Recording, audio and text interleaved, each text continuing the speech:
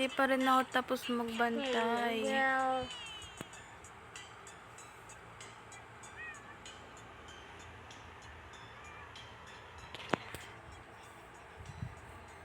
Sa August na yung pasokan namin, guys. Tapos,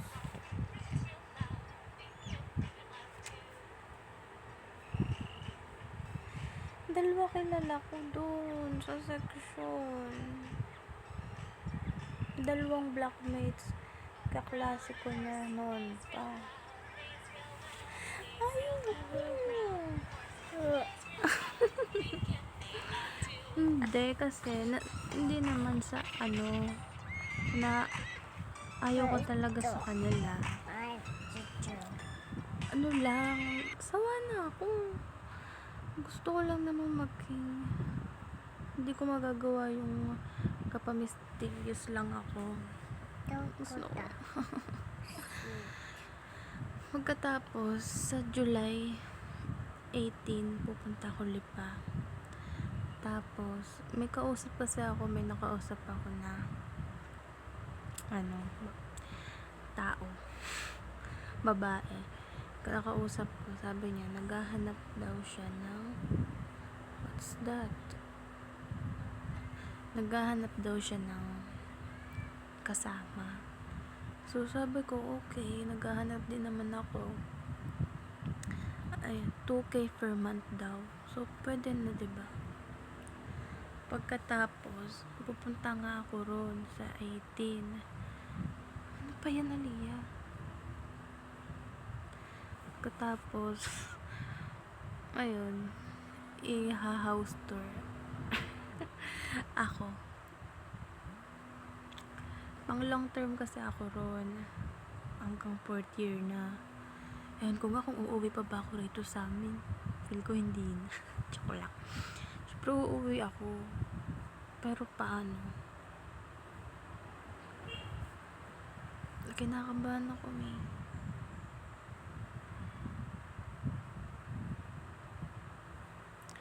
Mga kaklase ko, yung mga blackmates ko ngayon, para silang matured na yung mukha nila talaga. Para silang mga 3rd year college, ganyan. Halata talaga sa kanila na 1st year college na sila. Ako mukha pa rin akong high school. Pero yan yung proof na no na. Basta, may dorm na ako, guys. Magda-down lang ako sa 18. Magda-down ako para ma-reserve ko yung apartment. Ayun, hindi naman yung scam. Feeling ko, hindi siya scam.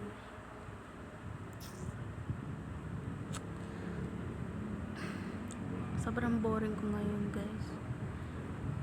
Meron naman akong online friends. Ulit. Marami. Sa IG, puro, wala, nagre-reply lang kasi sila sa story ko and I don't feel like talking. Ayoko makipag sa nakakatamad. Like kahapon, hindi ko kilala. Nag-reply lang siya sa notes ko. Basta ganyan. Tapos bigla niyang sinabi kung pwede raw ba mag-rant. Napaganto ako. Ayoko. Hindi ako marunong mag-advise. Baka, so yung nirant niya sa akin, yung friend niya may ex. Tapos yung friend niyang yun, nireto siya dun sa ex niya. Ako ba? Pati ako pinapaano nila. Ew. Pero, pareho lang naman silang mali. Hindi ko lang masabi sa kanya kasi baka ma-offend eh.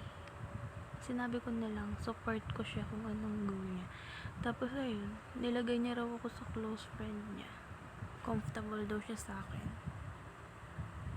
Ayun, wait lang. Isa pa. Okay. Pagkatapos nun, ayun nga, basta nag-rant siya bigla.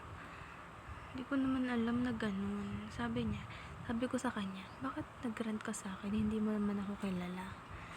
Sabi niya, ano ba ang tawag doon? Ngayon, komportable daw siya sa akin. Sabi ko, bakit ako? Marami siyang friend. Ako pa lang daw yung nakakaalam nun. I feel special talaga. Gumagaan yung loob ng tao pagdating sa akin. Hindi naman siguro yun, diba? Rare. Hindi naman rare yun, no? Common naman yun.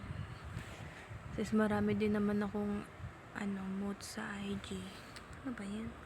Marami rin akong mood. So, imposible namang walang mag-message sa akin dun kahit isa. Siyempre nagme-message, pero puro babae lang naman yung moods ko, guys.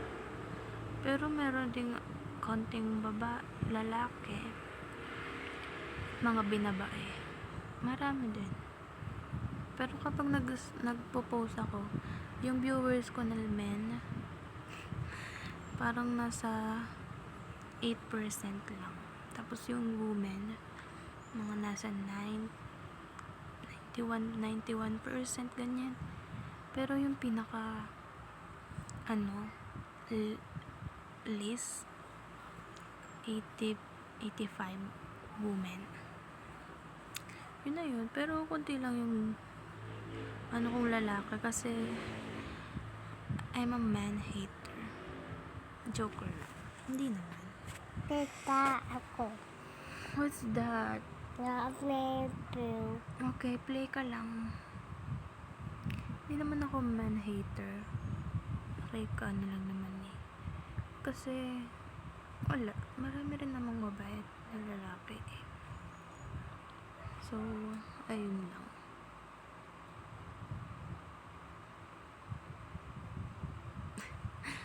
So, ang ganda po ng kilay ko na. Or ako lang nagagandahan. Inahit yun ng nag-makeup sa akin ng graduation. Tapos sinundan ko lang yung pagkakaahit. So, dito, medyo nakalbo ko dito sa part na to. Pero okay lang yan. Hindi naman yan pansin. Good. Dodrawingan ko lang yun. Okay na.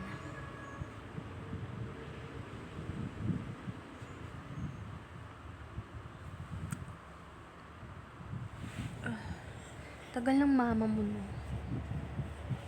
Diba? Tagal mama mo. Hindi ako pinapansin. Kung nagbawiin ko cellphone yan. Hello. Why? Laban na singkan. Nge. Ano ba kasi pinagkagagawa mo, bebe? Naantang. Tight ko, di matouch. Ganun talaga yung phone na yan. So, sige na po. Bye-bye.